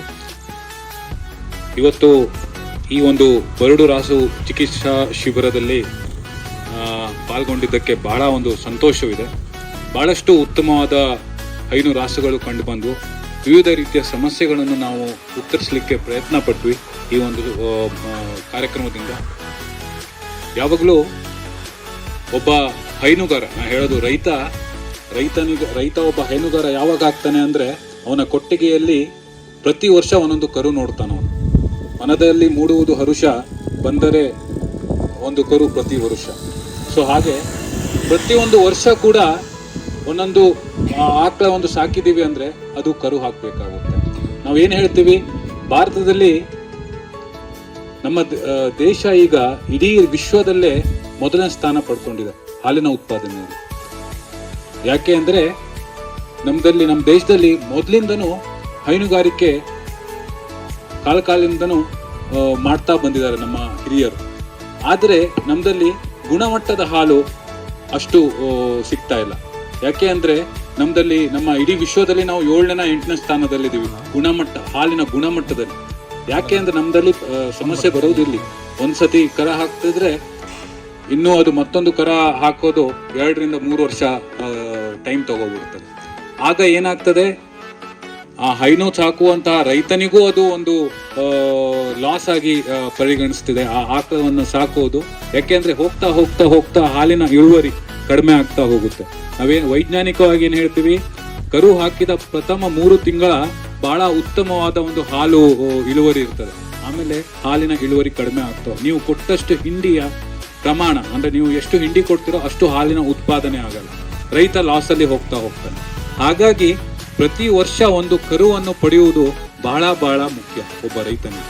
ಆ ಪ್ರತಿ ವರ್ಷ ಒಂದು ಕರು ಪಡಿಬೇಕು ಅಂದ್ರೆ ನಾವು ಒಂದು ಹೆಣ್ಣು ಗರ ಏನು ನಮ್ಮ ಮನೆಯಲ್ಲಿ ಹುಟ್ಟುತ್ತೆ ಅಂದ್ರೆ ಅದನ್ನ ನಾವು ಆ ಕರು ಬಾಲ್ಯಾವಸ್ಥೆಯಿಂದನೇ ನಾವು ಅದನ್ನ ತಯಾರಿ ಮಾಡಬೇಕಾಗ್ತದೆ.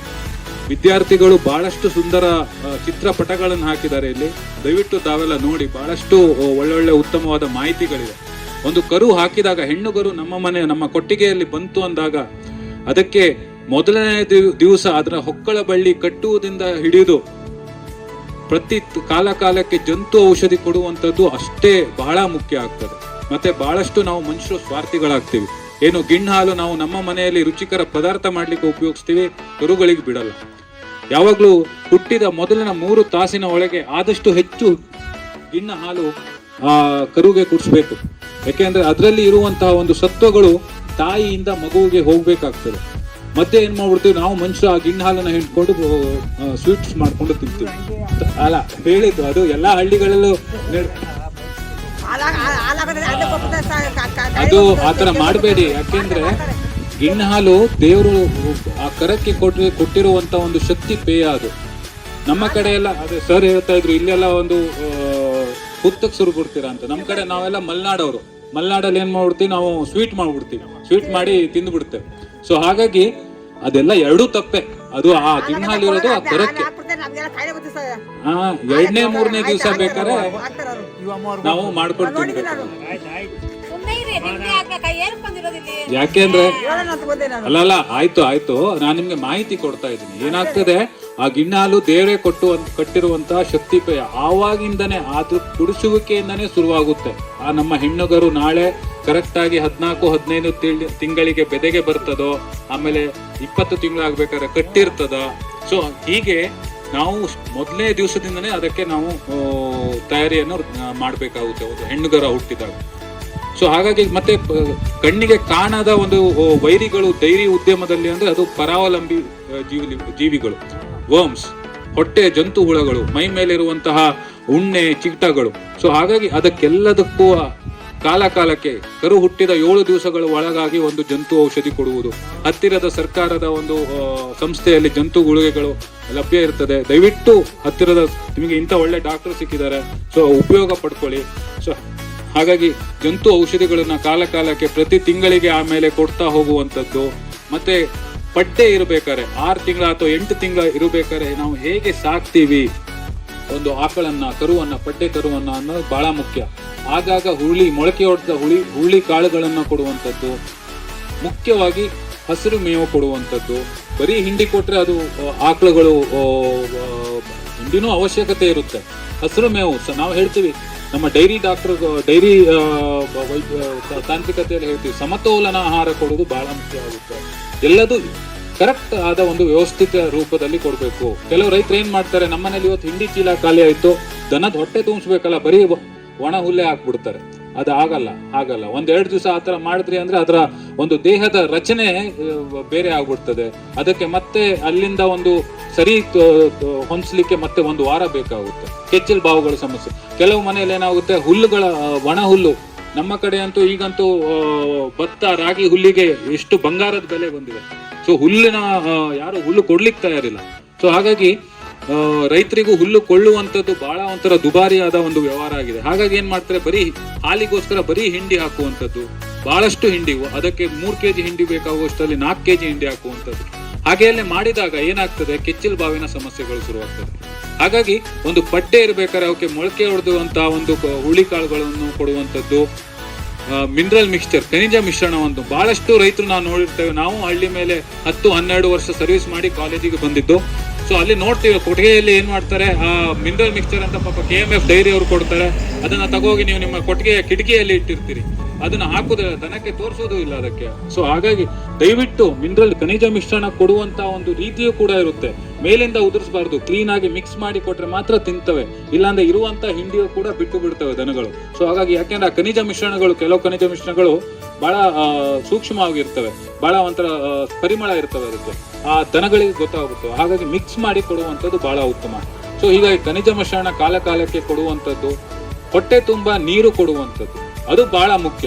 ನಮಗೆ ಆಸರಾದಾಗ ದನಕ್ಕೆ, ನಮಗೆ ಪುರ್ಸೊತ್ತಾದಾಗ ಸಂಜೆ ನಾವು ಹೊಲದಿಂದ ಕೆಲಸದಿಂದ ಬಂದ್ಮೇಲೆ ನೀರು ಕೊಡುವಂಥದ್ದಲ್ಲ, ನೀರಿಗೆ ಒಂದು ಪರ್ಮನೆಂಟ್ ವ್ಯವಸ್ಥೆಯನ್ನು ಮಾಡುವಂಥದ್ದು ಬಹಳ ಒಳ್ಳೆಯದು ಒಂದು ಕೊಟ್ಟಿಗೆಯಲ್ಲಿ. ಸೊ ಹಾಗಾಗಿ ಅವಕ್ಕೆ ಆಸರ ಆದಾಗ, ಅವಕ್ಕೆ ದಣಿವಾದಾಗ ಅವು ಕುಡಿಯುವಂಥ ವ್ಯವಸ್ಥೆ ಇರಬೇಕು.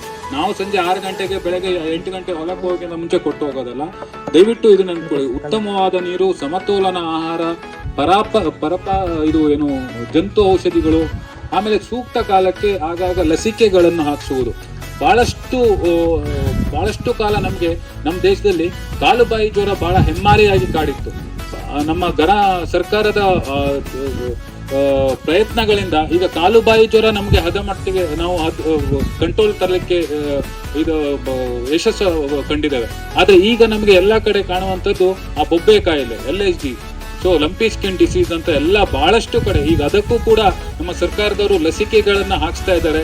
ದಯವಿಟ್ಟು ಮನೆ ಮುಂದೆ ಬಂದಾಗ ಯಾವುದೇ ಲಸಿಕೆಯನ್ನು ಬೇಡ ಅಂತ ಹೇಳ್ಬೇಡಿ. ಕೊರೋನಾ ಲಸಿಕೆ ನಾವು ಮನುಷ್ಯರು ಹೇಗೆ ಹಾಕ್ಸ್ಕೊಂಡು ಹಾಗೆ ಕೂಡ ದನಗಳಿಗೆ, ಹೈನು ರಾಸುಗಳಿಗೆ ನಾವು ಈಗ ಲಸಿಕೆ ಹಾಕ್ಸಿದ್ರೆ 3 ವರ್ಷ ಬಿಟ್ಟು ಅವಕ್ಕೆ ಉಪಯೋಗ ಆಗ್ತವೆ. ಸೊ ಹಾಗಾಗಿ ದಯವಿಟ್ಟು ಸರ್ಕಾರದವರು ಅಥವಾ ಪಶುಪಾಲನಾ ಇಲಾಖೆಯವರು ಮನೆ ಬಂದಾಗ ಲಸಿಕೆಗಳನ್ನು ಹಾಕ್ಸ್ಕೊಳ್ಳಿ. ಯಾಕಂದ್ರೆ ಕಾಲುಬಾಯಿ ಜ್ವರ ಬಂದಾಗ ಕಡಿಮೆ ಮಾಡ್ಬೋದು, ಆದ್ರೆ ಅದರಿಂದ ಆಗುವಂತ ಕಡಿಮೆ ಆದ ದನಗಳಲ್ಲಿ ಆಗುವಂತ ಮುಂದೆ ಹಾಲಿನ ಇಳುವರಿ ಕಡಿಮೆ ಆಗ್ತದೆ, ಬೇಗ ದನ ಗಬ್ಬ ಕಟ್ಟುವುದಿಲ್ಲ, ಈ ರೋಮಗಳೆಲ್ಲ ಇಷ್ಟಿಷ್ಟು ಉದ್ದ ಆಗಿ ಅಂದ ಚಂದ ಹಾಳಾಗ್ಬಿಡ್ತದೆ. ಸೊ ಹಾಗಾಗಿ ಕಾಲುಬಾಯಿ ಜ್ವರಗಳನ್ನ ಕಡಿಮೆ ಮಾಡ್ಬೋದು, ಆದ್ರೆ ಮುಂದೆ ಅದರಿಂದ ಆಗುವಂತ ವ್ಯತಿರಿಕ್ತ ಪರಿಣಾಮಗಳು ಬಹಳಷ್ಟು ಇರ್ತವೆ. ಸೊ ಹಾಗಾಗಿ ಲಸಿಕೆಗಳನ್ನ ಹಾಕ್ಸ್ಕೊಳ್ಳಿ. ಹಾಗೆ ಒಂದು ದನ ನೀವು ಸಾಕ್ತಿ, ಆ ಕರ ನಾನು ಏನು ಹೇಳ್ತಾ ಇದ್ನೋ ಅದರ ಯಾದಿಯಲ್ಲಿ ಒಂದು ಕರ ನೀವು ಚೆನ್ನಾಗಿ ಹಾಲು ಬಿಟ್ರಿ ಅಂದ್ರೆ ಹಾಲು ಎಷ್ಟು ಬಿಡಬೇಕು? 10 kg ಕರಕ್ಕೆ 1 ಲೀಟರ್ ಹಾಲು ಬಿಡಬೇಕಾಗುತ್ತೆ. ಸೊ ಹಾಗಾಗಿ 10% ಆಫ್ ದ ಬಾಡಿ ವೇಟ್ ಅಷ್ಟು ಹಾಲು ಬಿಡ್ಲೇಬೇಕಾಗುತ್ತೆ. ಅಕಸ್ಮಾತ್ 20 kg ಇದೆ ಕರ ಅಂದ್ರೆ 2 ಲೀಟರ್ ಹಾಲು ಬಿಡಬೇಕಾಗುತ್ತೆ. ಸೊ ಹಾಗಾಗಿ ಇಷ್ಟು ಹಾಲು ಬಿಟ್ರೆ ಮಾತ್ರ ಅದು ಮುಂದೆ ಒಳ್ಳೆಯ ಪಟ್ಟೆಯಾಗಿ, ಒಳ್ಳೆಯ ಆಕಳಾಗಿ ವರ್ಷಕ್ಕೆ ಒಂದು ಕರು ಕೊಡುವಂತ ಒಂದು ಗೋಮಾತೆ ಆಗುತ್ತೆ. ಇಲ್ಲ ಅಂದ್ರೆ ನಮ್ಗೆ ರೈತರಿಗೆ ಹೊರೆ ಆಗ್ಬಿಡುತ್ತೆ. ಸೊ ಹಾಗಾಗಿ ಯಾವುದೇ ಒಂದು ಆಕಳಾದ್ರೂ 14ರಿಂದ 16 ತಿಂಗಳಿಗೆ ಅದು ಪ್ರಥಮ ಬೆದೆಗೆ ಬರಲೇಬೇಕು. ಅದು ಬರ್ತಾ ಇಲ್ಲ ಅಂದ್ರೆ ಏನೋ ಒಂದು ನ್ಯೂನ್ಯತೆ ಇದೆ ಅದಕ್ಕೆ. ಸೊ ಬಹಳಷ್ಟು ಕಡೆ ನಮ್ಮ ದೇಶದಲ್ಲಿ 60% ಏನು ಅಂದ್ರೆ ನ್ಯೂಟ್ರಿಷನಲ್ ಇನ್ಫರ್ಟಿಲಿಟಿ, ಅಂದ್ರೆ ನಾವು ಹೊಟ್ಟೆಗೆ ಅದಕ್ಕೆ ಸರಿ ಹಾಕ್ತಾ ಇರುವುದಿಲ್ಲ. ಹೌದು, ಹುಲ್ಲು ಹಾಕ್ತಿವಿ, ಹಿಂಡಿ ಹಾಕ್ತಿವಿ, ಅದಕ್ಕೆ ಬೇಕಾಗುವಷ್ಟು ಪ್ರಮಾಣ ಹಾಕುವುದಿಲ್ಲ ನಾವು. ಒಂದು ಆಕಳಿಗೆ ಒಂದು ಸಮತೋಲನ ಇದೇನು ಕಾನ್ಸಂಟ್ರೇಟ್ಸ್ ಹಿಂಡಿ ಎಷ್ಟು ಬೇಕಾಗುತ್ತೆ ಅಂದ್ರೆ 2.5 ಲೀಟರ್ ಹಾಲು ಕೊಡ್ತಾ ಇದೆ ಅಂದ್ರೆ 1 kg ಹಿಂಡಿ ಹಾಕ್ಬೇಕಾಗುತ್ತೆ. ಅಂದ್ರೆ 10 ಲೀಟರ್ ಹಾಲು ಕೊಡ್ತಾ ಇದೆ ಒಂದು ಆಕಳ ಅಂದ್ರೆ 4 kg ಹಿಂಡಿ ಅದು ಹಾಲಿನ ಉತ್ಪಾದನೆಗೆ ಬೇಕು. ಅದರ ಮೇಲೆ 2 kg ಹಿಂಡಿ ಅದ್ರ ದೇಹದ ಮೇಂಟೆನೆನ್ಸ್ ಬೇಕು. ಒಂದು ಆಕಳು ನಮ್ಮ ಮನೇಲಿ ಇದೆ, ಹಾಲು ಕೊಡ್ತಾ ಇಲ್ಲ ಅಂದ್ರೆ ಮಿನಿಮಮ್ ಅದಕ್ಕೆ ಏನೂ ಕೊಡ್ಲಿಲ್ಲ ಅಂದ್ರೆ 2 kg ಹಿಂಡಿ ಕೊಡ್ಬೇಕಾಗುತ್ತೆ. ಯಾಕೆಂದ್ರೆ ಅದು ನಾಳೆ ದಿವಸ ಅದು ಬೆದೆಗೆ ಬರಬೇಕು, ಕರು ಹಾಕ್ಬೇಕು, ಕಟ್ಟಬೇಕು. ಬಹಳಷ್ಟು ದನಗಳು ಹೀಗೂ ಆಗ್ತದೆ, ಏನಾಗ್ತದೆ, ಬೆದೆಗೆ ಬರ್ತದೆ. ಈಗೆಲ್ಲ ಕಟ್ತಾ ಇಲ್ಲ ಸರ್, 2-3 ತಿಂಗಳು 3 ಸತಿ ಕೊಡ್ತೀವಿ, ಕಟ್ತಾ ಇಲ್ಲ. ಯಾಕೆ? ಅದಕ್ಕೆ ಭ್ರೂಣ ಹಿಡಿದುಕೊಳ್ಳುವಂತ ತಾಕತ್ತು ಇರುವುದಿಲ್ಲ ಅದರ ಗರ್ಭಕೋಶದಲ್ಲಿ. ಯಾಕೆ? ನಾವು ಅದಕ್ಕೆ ಅದು ಹಾಲು ಕೊಡಲ್ಲ ಅಂದ್ರೆ ಹಿಂಡಿನೇ ಕೊಟ್ಟಿರಲ್ಲ, ಅದಕ್ಕೆ ಬರೀ ಒಣ ಹುಲ್ಲಲ್ಲಿ ಮೇಯಿಸಿರ್ತೀವಿ. ಸೊ ಹಾಗಾಗಿ ಈ ತರದ್ದೆಲ್ಲ ಸಣ್ಣ ಸೂಕ್ಷ್ಮ ವಿಚಾರಗಳನ್ನು ರೈತರು ನೋಡ್ಬೇಕು. ವರ್ಷಕ್ಕೊಂದು ಕರು ಪಡಿಲೇಬೇಕು. ಆಗ ಮಾತ್ರ ಒಂದು ಹೈನುಗಾರಿಕೆ, ಹೈನು ಉದ್ಯಮ ಆಗಿ ಬೆಳೆಸಲಿಕ್ಕೆ ಸಾಧ್ಯ ನಾವು ರೈತರು. ಸೊ ಹಾಗಾಗಿ ಈ ಕೆಲವು ಒಂದು ಅಂಶಗಳನ್ನು ತಾವೆಲ್ಲ ಗಮನದಲ್ಲಿ ಇಟ್ಟುಕೊಂಡು ನನಗೆ ಈ ಒಂದು ಸಣ್ಣ ಅವಕಾಶ ಕೊಟ್ಟಿದ್ದಕ್ಕಾಗಿ ಎಲ್ಲರಿಗೂ ಧನ್ಯವಾದಗಳನ್ನು ಹೇಳುತ್ತಾ, ತಾವೆಲ್ಲ ಉಪಯೋಗ ಪಡ್ಕೊಂಡಿದ್ದೀರಿ ಅಂತ ನಾನು ಭಾವಿಸ್ತೇನೆ. ಈ ಕಾರ್ಯಕ್ರಮ ಸಂಕ್ಷಿಪ್ತವಾಗಿ ವಿವರಿಸಿದ ಡಾಕ್ಟರ್ ಪ್ರಸನ್ನಕುಮಾರ್ ಅವರಿಗೆ ಧನ್ಯವಾದಗಳು. ಈಗ ಡಾಕ್ಟರ್ ಮುತ್ತಪ್ಪ ಚಿಗಡೊಳ್ಳಿ, ಸಹಾಯಕ ಪ್ರಾಧ್ಯಾಪಕರು, ಕೃಷಿ ವಿಸ್ತರಣಾ ವಿಭಾಗ, ಇವರು ಕಾರ್ಯಕ್ರಮದ ಕುರಿತು ಒಂದೆರಡು ಮಾತನಾಡಬೇಕಾಗಿ ಕೇಳಿಕೊಳ್ಳುತ್ತೇನೆ. ವೇದಿಕೆ ಮೇಲೆ ಆಸೀನರಾಗಿಂತ ಎಲ್ಲ ಗಣ್ಯರಿಗೆ, ವೇದಿಕೆಯ ಮುಂಭಾಗದಲ್ಲಿ ಆಸೀನರಾಗಿರುವಂಥ ಎಲ್ಲ ರೈತ ಬಾಂಧವರಿಗೆ ಹಾಗೂ ನಮ್ಮ ವಿದ್ಯಾರ್ಥಿಗಳಿಗೆ ಎಲ್ಲರಿಗೂ ಬೆಳಗಿನ ಶುಭೋದಯಗಳು. ಈ ಕಾರ್ಯಕ್ರಮವನ್ನು ಆಯೋಜಿಸುವ ಮುಖ್ಯ ಉದ್ದೇಶ ಏನಪ್ಪ ಅಂತೇಳಂದರೆ, ನಮ್ಮ ವಿದ್ಯಾರ್ಥಿಗಳು 3 ವರ್ಷಗಳ ಕಾಲ ಥಿಯರಿನ ಕ್ಲಾಸ್ ರೂಮಲ್ಲಿ ಕಲ್ತಿರ್ತಾರೆ, ಅದನ್ನು ಅನುಷ್ಠಾನಕ್ಕೆ ತರಬೇಕು ಪ್ರಾಯೋಗಿಕವಾಗಿ ಅಂತೇಳಂದಾಗ ಕೆಲವೊಂದಿಷ್ಟು ಕಷ್ಟಗಳಿರ್ತಾವೆ. ಆ ಕಷ್ಟಗಳನ್ನು ಕಲಿತುಕೊಂಡು ಅಥವಾ ಅವ್ರು ಮಾಡುವಂಥ ತಪ್ಪುಗಳನ್ನು ತಿದ್ದುಕೊಂಡು ಮುಂದೆ ತಪ್ಪಾಗದೇ ರೀತಿಯಲ್ಲಿ ಅವರ ವೃತ್ತಿ ಜೀವನದಲ್ಲಿ ಅಳವಡಿಸ್ಕೊಳ್ಳಿ ಅಂತ ಹೇಳ್ಬಿಟ್ಟು ಈ ರೀತಿಯಾದಂಥ ಕಾರ್ಯಕ್ರಮಗಳನ್ನು ನಾವು ಹಮ್ಮಿಕೊಳ್ತಿರ್ತೀವಿ. ಇದರ ಜೊತೆಗೆ ನಮ್ಮ ವಿದ್ಯಾರ್ಥಿಗಳು ಈ 2018-19ರಲ್ಲಿ ನಿಮ್ಮ ಗ್ರಾಮದಲ್ಲಿ ವಿದ್ಯಾರ್ಥಿಗಳು ಗ್ರಾಮೀಣ ಕೃಷಿ ಕಾರ್ಯಾನುಭವ ಕಾರ್ಯಕ್ರಮದ ಅಡಿಯಲ್ಲಿ 3 ತಿಂಗಳು ವಾಸ್ತವ್ಯ ಹೂಡಿದ್ರು. ಅದೇ ರೀತಿ ಇಲ್ಲಿಂದ 5 ಕಿಲೋಮೀಟರ್ ದೂರದಲ್ಲಿರುವ ತಟವಾಳದಲ್ಲಿದ್ರೂ ಕೂಡ ವಿದ್ಯಾರ್ಥಿಗಳು ನಿಮ್ಮ ಗ್ರಾಮಕ್ಕೆ ಬಂದು ಇಲ್ಲಿ ಒಂದು ಬರಡು ರಾಸುಗಳ ಚಿಕಿತ್ಸಾ ಶಿಬಿರವನ್ನು ಆಯೋಜನೆ ಮಾಡೋದಕ್ಕೆ ಕಾರಣ ಏನಪ್ಪ ಅಂತೇಳಿದ್ರೆ, ಸರ್ ನಮ್ಮ ಊರಿನಲ್ಲಿ ಹೈನುಗಾರಿಕೆ ಮುಖ್ಯ ಕಸುಬು, ನಮ್ಮ ಊರಲ್ಲಿ ಪಶು ಚಿಕಿತ್ಸಾ ಶಿಬಿರವನ್ನು ಆಯೋಜಿಸಿ ಅಂತೇಳಿ ಹೇಳ್ಬಿಟ್ಟು ನಿಮ್ಮ ಊರಿನ ಮುಖಂಡರುಗಳಾದಂಥ ರಮೇಶ್ ಅವರಿರ್ಬೋದು, ಹಾಲಿನ ಸೆಕ್ರೆಟರಿ ಗಂಗಾಧರ್ ಅವರಿರ್ಬೋದು, ಮತ್ತು ಪರಮೇಶನ್ ಅವರಿರ್ಬೋದು, ಇವರೆಲ್ಲ ಕೇಳ್ಕೊಂಡಾಗ ನಾವು ಇಲ್ಲ ಅನ್ನಲಿಲ್ಲ, ಅಲ್ಲಿ ಒಂದು ಆಯೋಜಿಸ್ತೀವಿ, ಅದರ ಜೊತೆಗೆ ಇಲ್ಲಿ ಒಂದು ಆಯೋಜಿಸ್ತೀವಿ ಅಂತೇಳಿ ಹೇಳ್ಬಿಟ್ಟು ನಮ್ಮ ವಿದ್ಯಾರ್ಥಿಗಳು 5 ಕಿಲೋಮೀಟರ್ ದೂರದಲ್ಲಿದ್ರೂ ರಾತ್ರಿ ಬಂದು ನಾವು ಹೇಳಿದ್ದಕ್ಕೆ ಇಲ್ಲಿ ನಿಮಗೋಸ್ಕರ ಅಂತೇಳಿ ಹೇಳ್ಬಿಟ್ಟು ಆಯೋಜನೆ ಮಾಡಿದ್ದಾರೆ. ಇದರ ಸದುಪಯೋಗ ಎಲ್ಲ ರೈತರು ತಗೊಂಡಿದ್ದೀರ. 90ಕ್ಕೂ ಹೆಚ್ಚಿಗೆ ಅಲ್ಲ 115 ಒಟ್ಟು ರಾಸುಗಳ ಚಿಕಿತ್ಸೆ ಇವತ್ತು ಆಗಿದೆ. ನಾವು ತೆಗೆದುಕೊಂಡಿರುವಂಥ ಇವತ್ತಿನ ರಿಪೋರ್ಟ್ ಪ್ರಕಾರ ಎಷ್ಟು 82 ಹಸುಗಳು, 11 ಎತ್ತು, 7 ಕರುಗಳು, 14 ಮೇಕೆ, 1 ನಾಯಿ, ಒಟ್ಟು 115. ಇದೇ ರೀತಿ ನಮ್ಮ ಕೃಷಿ ಇಲಾಖೆ ಇರ್ಬೋದು ಅಥವಾ ಪಶು ವೈದ್ಯಕೀಯ ಇಲಾಖೆ ಇರ್ಬೋದು ಅಥವಾ ಕೃಷಿ ವಿಜ್ಞಾನ ಕೇಂದ್ರ ಇರ್ಬೋದು, ಇವರ ಯಾವುದೇ ರೀತಿಯಾದಂಥ ಕಾರ್ಯಕ್ರಮಗಳ ಅರಿವು ಮೂಡಿಸುವಂಥ ಕಾರ್ಯಕ್ರಮಗಳು ಯಾವುದನ್ನಾದರೂ ನಡೆಸಿಕೊಡ್ತಿದ್ರು ಅಂತಂದರೆ ಹೆಚ್ಚಿನ ಸಂಖ್ಯೆಯಲ್ಲಿ ನೀವು ಭಾಗವಹಿಸಿ ಅದರ ಸದುಪಯೋಗಗಳನ್ನು ಪಡೆದುಕೊಳ್ಬೇಕಂತೇಳಿ ಕೇಳ್ಕೊಳ್ತೀವಿ. ಅದರ ಜೊತೆಗೆ ನಮ್ಮ ಪಶು ವೈದ್ಯಕೀಯ ತಂಡದವರೆಲ್ಲರೂ ಹೇಳಿದರು, ತುಂಬ ಚೆನ್ನಾಗಿ ವಿದ್ಯಾರ್ಥಿಗಳು ಬಿತ್ತರಿಸಿದ್ದಾರೆ ಅಂತ ಹೇಳ್ಬಿಟ್ಟು. ಇದಷ್ಟೇ ಅಲ್ಲ, ಇದೇ ರೀತಿ ಈ ನಿಮ್ಮ ಸ್ಥಳೀಯವಾಗಿ ಬೆಳೆಯುವಂಥ ಮುಖ್ಯ ಬೆಳೆಗಳು ಯಾವ್ಯಾವ ಇದಾವೋ ಅವೆಲ್ಲ ಥರದನ್ನು ಒಂದು ಮಾಹಿತಿ ಕೇಂದ್ರ ಅಂತೇಳಿ ನಮ್ಮ ವಿದ್ಯಾರ್ಥಿಗಳು ಮಾಡಿದ್ದಾರೆ ತಟವಾಳದಲ್ಲಿ. ನಿಮಗೆ ಬಿಡುವು ಮಾಡಿಕೊಂಡು ಆ ಮಾಹಿತಿ ಕೇಂದ್ರಕ್ಕೆ ಹೋಗಿಬಿಟ್ಟು ಅಲ್ಲಿರುವಂಥ ಮಾಹಿತಿಗಳನ್ನು ನಿಮ್ಮ ಬೆಳೆಗಳು ನೀವು ಬೆಳೀತಿದ್ದೀರಲ್ಲ ಅದಕ್ಕೆ ತಕ್ಕಂಥ ಬೆಳೆಗಳಿಗೆ ಏನೇನು ಹತೋಟಿ ಕ್ರಮಗಳು, ರೋಗ ಬಾಧೆ ಇರ್ಬೋದು ಅಥವಾ ಮತ್ತು ಇನ್ನೊಂದು ಏನು ಒಳ್ಳೆಯ ಸೀಡ್ಸ್ ಯಾವಿದಾವ ಅಥವಾ ಇಂಪ್ರೂವ್ಡ್ ಸೀಡ್ಸ್ ಯಾವಿದಾವ, ಬೀಜಗಳು, ಅವು ಈಗ ಹೊಸದಾಗಿ ಬಂದಿರುವಂಥ ಬೀಜೋಪಚಾರದ ಕ್ರಮಗಳನ್ನು ಏನೇನು ಮಾಡಬೇಕು ಅದೆಲ್ಲನೂ ಬಿತ್ತರಿಸಿರ್ತಾರೆ ಅಲ್ಲಿ ಮಾಹಿತಿ ಕೇಂದ್ರದಲ್ಲಿ. ಅದನ್ನೆಲ್ಲ ನೋಡಿಕೊಂಡು ನೀವು ಅಳವಡಿಸ್ಕೊಂಡ್ರೆ ನಮ್ಮ ವಿದ್ಯಾರ್ಥಿಗಳು 3 ವರ್ಷ ಕಲ್ತಿದ್ದು ನಿಮ್ಮಲ್ಲಿ ಒಂದು 10 ಜನ ಬಳಸ್ಕೊಂಡ್ರು ಕೂಡ ಅವ್ರು ಕೊಟ್ಟಿರೋಂಥ ಮಾಹಿತಿ ಯಶಸ್ವಿಯಾಗುತ್ತೆ.